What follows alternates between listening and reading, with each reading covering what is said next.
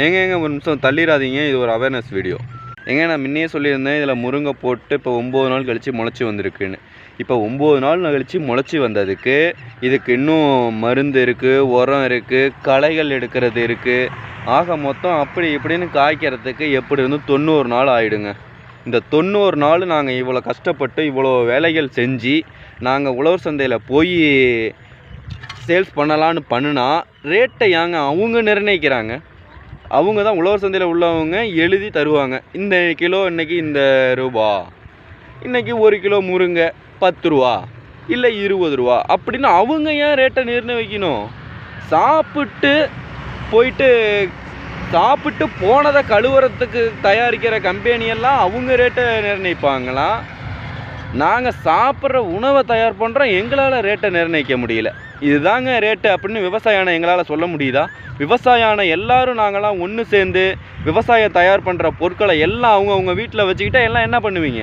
காசு கொடுத்தா ஃப்ரெஷ்ஷாக கடையில் கிடைக்குதுன்னு சொல்லிவிட்டு அழகாக எல்லாம் வாங்கிட்டு போயிட்டுருக்கீங்க. அதுவும் எவ்வளோ? 10 ரூபாய்க்கு 5 ரூபாய்க்கு கேட்டுக்கிட்டு.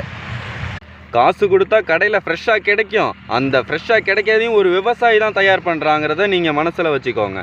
விவசாயம் நாங்கள் எல்லாம் ஒற்றுமையாக இருந்து போராடினா மட்டுமே விவசாயத்தை காக்க முடியுங்கன்னு நான் சொல்ல வரேங்க. விவசாயத்தை முன்னுரிமையாக எடுத்துகிட்டு வரணும், முதுகெலும்பாக கொண்டு வரணும். எல்லாம் பேசினா மட்டும் பத்தாதுங்க, எல்லாம் ஒற்றுமையாக இருந்தால் தாங்க இதில் நம்ம ஜெயிக்க முடியும். விவசாயத்தை பொறுத்த வரைக்கும் சும்மா ரேட்டு என்னங்க, மருந்து வாங்குகிற ரேட்டு, மருந்து ஒரு ரேட்டு, உரம் ஒரு ரேட்டு, இதில் ஆட்கள் வேறு கிடையாது. எல்லாம் 100 நாள் வேலை திட்டத்தை விட்டுட்டு எல்லாம் கிளவிங்க எல்லாம் குடும்பத்தை கெடுக்கிறதுக்காக மரத்துக்கடியில் குந்திக்கிட்டு அடுத்தவங்க குடும்பத்தை பற்றி பேசிக்கிட்டு விவசாயத்துக்காக கவர்மெண்ட் என்ன பண்ணுறாங்க?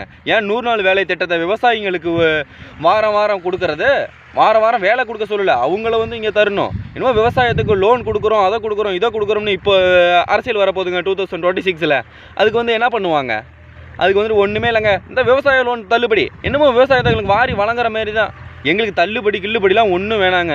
எங்களுக்கு நாங்கள் உற்பத்தி பண்ணுற பொருட்களுக்கு நியாயமான விலை கிடைச்சா போதும். நாங்கள் அதுக்கு விலைகளை நாங்கள் சொல்லணும். சாப்பிட்டு போனதை கழுவுறதுக்கு கார்பிக்கெலாம் அதுக்கெல்லாம் அவங்க ரேட்டை நிர்ணயிப்பாங்க. சாப்பிட்றதுக்கு உணவு உயிர் வாழ்கிறதுக்கு நாங்கள் தயார் பண்ணுறோம், நாங்கள் ரேட்டை நிர்ணயிக்க கூடாதா?